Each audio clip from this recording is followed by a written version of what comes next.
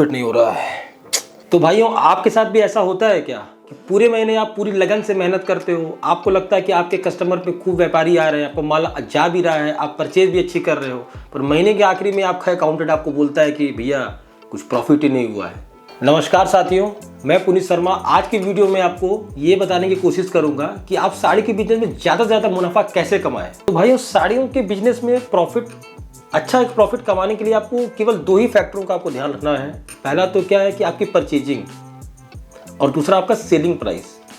अब मैं पहले पॉइंट पे आता हूँ। परचेजिंग मतलब आप रियल मैन्युफैक्चर से आप माल खरीदो। मैं बार बार रियल मैन्युफैक्चर क्यों बोल रहा हूँ, ये समझने की बात है कि आपको पहचानना पड़ेगा कि सूरत में रियल मैन्युफैक्चर कौन है और ट्रेडर्स कौन है।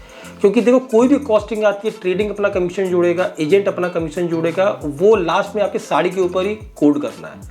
आप रियल मैन्युफैक्चरर से माल लोगे तो आपको एक तो सबसे बेस्ट क्वालिटी माल देगा, लेटेस्ट फैशन के हिसाब से आपको माल देगा और बेस्ट प्राइस में माल देगा। तो आपको परचेजर्स, ये आपको जहां से आप परचेजिंग करो, ये आपको पहचानना बहुत ज़्यादा जरूरी है।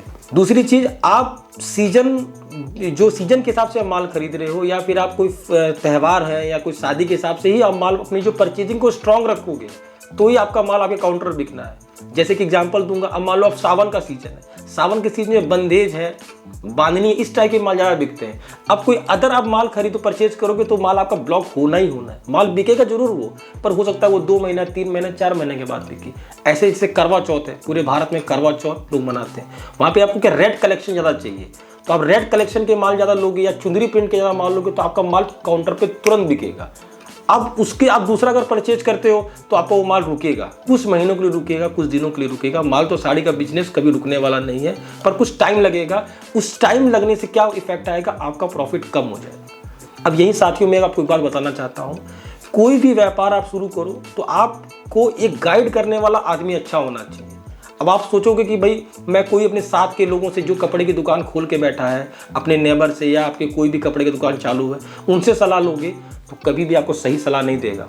वो यही बोलेगा, अरे यार इसमें तो धंधा ही नहीं है, कमाई नहीं होती है। क्योंकि वो क्यों चाहेगा, एक कंपटीटर आपके साथ थे, आप भी कंपटीटर बन जाओगे ना उनके सामने, तो वो क्यों चाहेगा कि मैं अपना एक कंपटीटर पैदा करूँ। और हम लोग से जोड़ोगे तो हम लोग को तो केवल यही प्रॉफिट है आपसे कि आप अगर 2 पैसा कमाओगे तो कुछ अंश हम भी कमा लेंगे। तो आप लोग हमसे जुड़ने का, अंकलेश्वर सिल्क में जुड़ने का सबसे बड़ा ये फायदा है कि बेस्ट होलसेल प्राइस में आपको माल देंगे, लेटेस्ट फैशन के साथ माल देंगे आपको। और तीसरी जो सबसे बड़ी चीज़ है कि आपको हर चीज़ में हम लोग मदद करते हैं। आपको परचेजिंग से लेकर सेलिंग तक करने में सारी चीज़ों में हम लोग मदद करेंगे। किस फंक्शन में किस तरह का माल चाहिए, किस फेस्टिव सीजन में किस तरह का आपको माल चाहिए। जैसे अब मान लो ठंड का सीजन है, अब उसमें आप हल्के कपड़े, सिल्क टाइप के माल खरीद के अपनी दुकान में स्टॉक कर लिए तो माल आपका नहीं बिकेगा।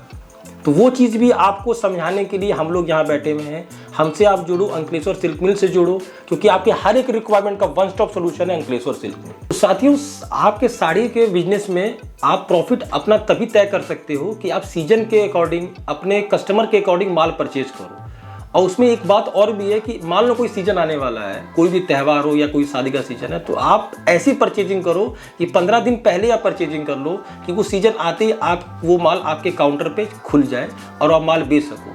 आप सोचोगे भाई सीजन आ गया, कस्टमर मेरे से माल मांग रहा है, तो आप ऑर्डर करोगे तो और माल आने में 15 दिन कम से कम लग जाएगा, फिर माल आपका हो सकता है फंस जाए, पहली चीज़। और दूसरा, अपनी माल की परचेजिंग की रोटेशन को आप बरकरार रखो।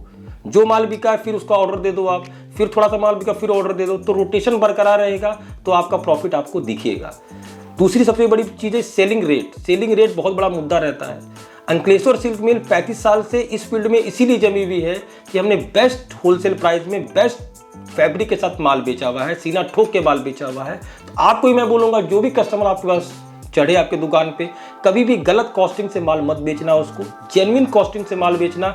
वो एक दिन आपसे 10 साड़ी लेके जाएगा, वही व्यापारी 10 लोग को लेके आएगा और आपसे 1000 साड़ी लेके जाएगा। जब लेके जाएगा कि जब आपकी रेट अच्छी होनी चाहिए, जेन्युइन रेट होनी चाहिए। हम लोग भी यही काम करते हैं, अंकलेश्वर सिल्क भी यही काम करता है। कोई कस्टमर आता है, हमारा पूरा एक ही रेट है। अगर कोई 1 पार्सल ले जाता है तो उसके लिए वही रेट है, कोई 10 पार्सल ले जाता है उसके लिए भी रेट है, 100 पार्सल ले जाता है उसके लिए वही रेट है, क्योंकि आपके हर रिक्वायरमेंट का वन स्टॉप सोल्यूशन है अंकलेश्वर सिल्क में।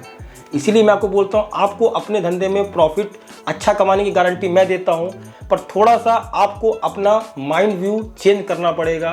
कोई कस्टमर आए, अच्छे रेट में उसको आप माल दो। तो साथियों, इस वीडियो के माध्यम से मैंने पूरा प्रयास किया है कि आप अपने साड़ियों के बिजनेस में प्रॉफिट को कैसे बढ़ाएं। अगर ये वीडियो आपको अच्छा लगा हो तो प्लीज़ इस वीडियो को लाइक करिएगा और अपने सभी साथियों के साथ ज़्यादा से ज़्यादा शेयर करिए। और हमारे यूट्यूब चैनल अंकलेश्वर सिल्क मिल से जुड़े रहने के लिए धन्यवाद। आपके हर एक रिक्वायरमेंट का वन स्टॉप सॉल्यूशन है अंकलेश्वर सिल्क।